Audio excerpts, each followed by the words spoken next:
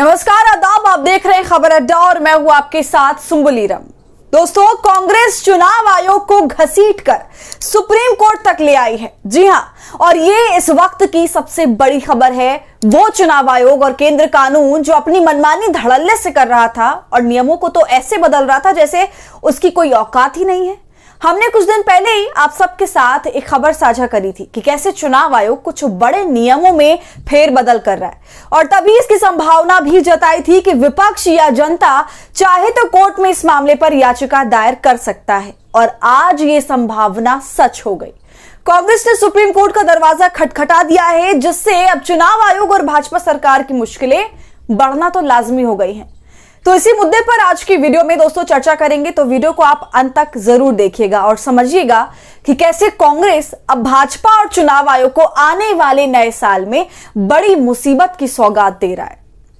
दोस्तों, राजीव कुमार के मुख्य चुनाव आयुक्त रहते चुनाव आयोग की लगातार साख गिरती जा रही है और हालत इतनी खराब कर दी गई है चुनाव आयोग की कि अब लगातार विपक्षी दल ये आरोप लगाते रहते हैं कि चुनाव में बड़े पैमाने पर धांधली की जा रही है और अंदर ही अंदर चुनाव आयोग मिलकर खेला कर रहा है। और क्या राजीव कुमार कहीं ना कहीं सत्ता पक्ष के साथ मिलकर काम कर रहे हैं?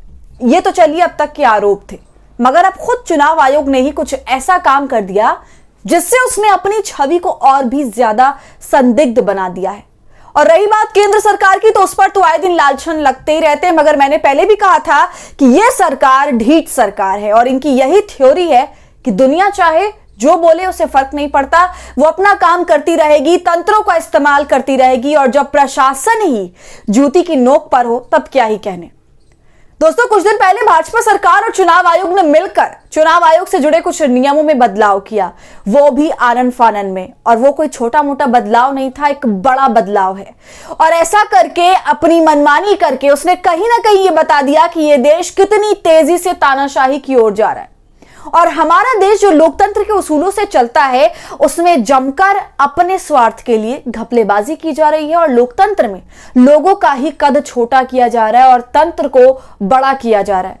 जी हां, अब तक जो जानकारी जनता को मुहैया कराई जाती थी, जो या जनता के पास ये अधिकार था कि वो सूचना के अधिकार के तहत राइट टू इंफॉर्मेशन कानून जो है उसकी मदद से चुनावी प्रक्रिया के दस्तावेज देख सके, लेकिन अब उसमें संशोधन करके वो तमाम जानकारी जनता को मुहैया नहीं कराई जाएगी।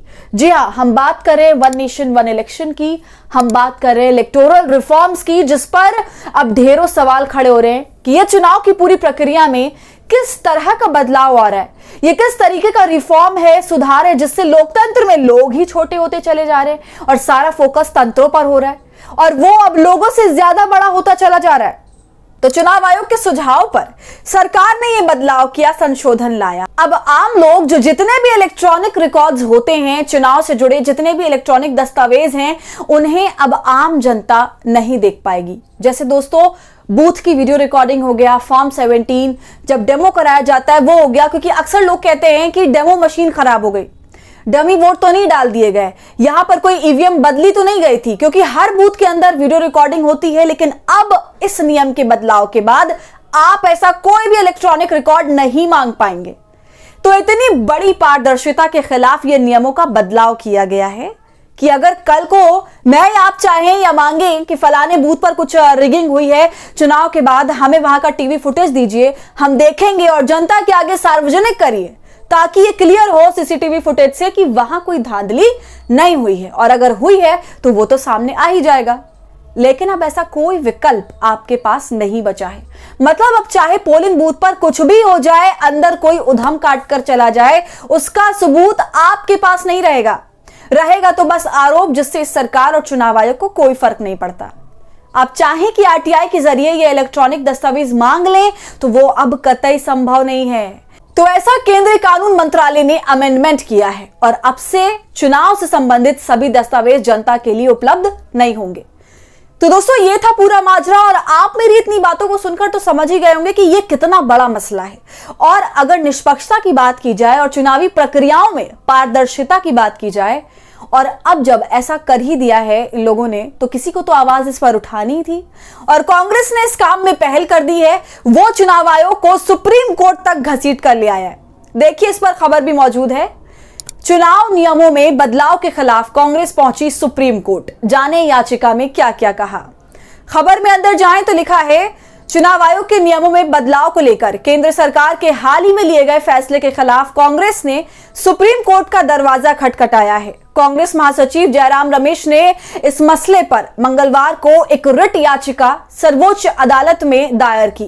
कांग्रेस ने चुनाव संचालन नियम 1961 में हाल ही में किए गए संशोधनों को चुनौती देते हुए ये याचिका देश की सबसे बड़ी अदालत में दायर की है।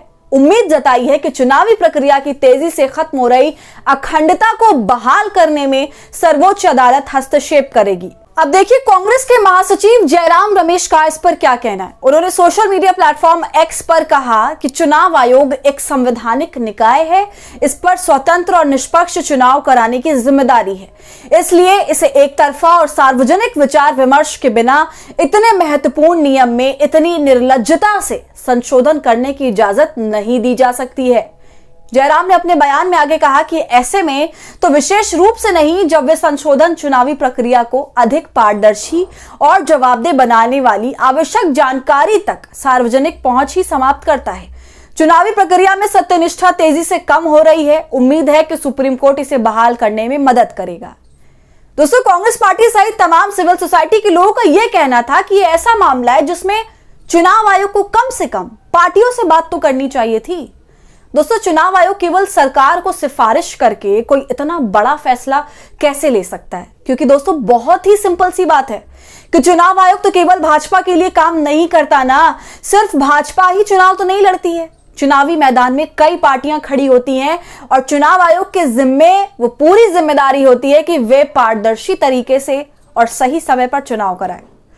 तो अगर चुनाव आयोग और केंद्र सरकार किसी नियम में बदलाव कर रहे हैं जिसका सरोकार केवल भाजपा से नहीं है बल्कि सभी पार्टियों और खासकर जनता से है, तो इसमें राय लेना, मशवरा करना तो बनता है। सिर्फ अपनी मनमानी कर लेना तो बिल्कुल तानाशाही की अलामत समझी जाएगी। और देखिए, इस पूरे मामले में जो सबसे बड़ा एंगल है, जो सबसे बड़ी बात है, वो ये कि केवल सुझाव दे लेने से और फौरन जो सरकार मान गया, बिल्कुल हलवा जैसा खेल हुआ है यहां पर। और जितना सरल और आसान यहां पर ये पूरा माजरा आपको नजर आ रहा है, जो दिख रहा है, उतना है नहीं। इसके पीछे एक बहुत बड़ा पेच है जिससे बचने के लिए चुनाव आयोग ने सरकार के साथ मिलकर ये पूरा नियम बदला। तो दरअसल ये पूरा मामला अदालत में गया था और एक प्रकरण था, एक पर्टिकुलर इंसिडेंट था जिसमें इलेक्शन कमीशन को यह कहा गया कि आप तमाम पोल डॉक्यूमेंट्स, जानकारी पिटिशनर को मुहैया कराएं। और सुनिए, ताकि वो जानकारी मुहैया ना करानी पड़े, इसके लिए पूरा कानून ही बदल दिया गया। देखिए, आपकी स्क्रीन पर पूरी खबर मौजूद है। Centre changes election conduct rules days after high court tells election commission to provide poll document to petitioner. With this change, not all election related papers can be inspected by the public. दोस्तों, समझ रहे हैं आप? सोचिए, याचिकाकर्ता की याचिका में ऐसा क्या कहा था जिससे चुनाव आयोग इस कदर सकपका गया कि पूरा नियम ही बदल डाला। तो वो याचिका क्या थी, अब उसके बारे में मैं आपको बता दूं। दरअसल हरियाणा विधानसभा चुनाव को लेकर पंजाब और हरियाणा हाईकोर्ट ने यह आदेश दिया था और यह पिटीशन लगाई थी एडवोकेट महमूद प्राचा ने। और कोर्ट ने उनकी पिटीशन में चुनाव आयोग को डायरेक्ट किया था कि चुनाव से संबंधित वीडियोग्राफी, सीसीटीवी फुटेज और फॉर्म 17C भाग 1 और भाग 2 की सारी कॉपीज दिए जाएं। कोर्ट ने पूरा आदेश दे दिया था और यही सब दस्तावेज ना देना पड़े, इसलिए देखिए पूरा कानून ही बदल डाला। तो यह था पूरा माजरा। हरियाणा चुनाव दोस्तों मोदी सरकार के नाक में दम कर रहा था, लेकिन उसने अब कैसे चुनाव जीता है वो कहीं ना कहीं आप समझ लीजिए। क्या खेल रचा गया और इस याचिका से कैसे उसकी सांसें फूल गई, ये तो हमने देख ही लिया। लेकिन अब कांग्रेस सीधा सुप्रीम कोर्ट पहुंच गई है, क्योंकि अगर वो ये सारा मामला लेकर चुनाव आयोग के पास जाती तो उसे कोई ढंग का जवाब बिल्कुल भी नहीं मिलता। इसलिए अब उसने उम्मीद सुप्रीम कोर्ट से लगाई है। तो दोस्तों, आपको क्या लगता है, क्या सुप्रीम कोर्ट जाकर इस मामले में कोई राहत मिलेगी? इस पर सुनवाई होगी? हमें अपनी राय कमेंट कर जरूर बताएं। वीडियो पसंद आई हो तो इसे लाइक और शेयर करें और खबर अड्डा को यूट्यूब पर सब्सक्राइब कर लें।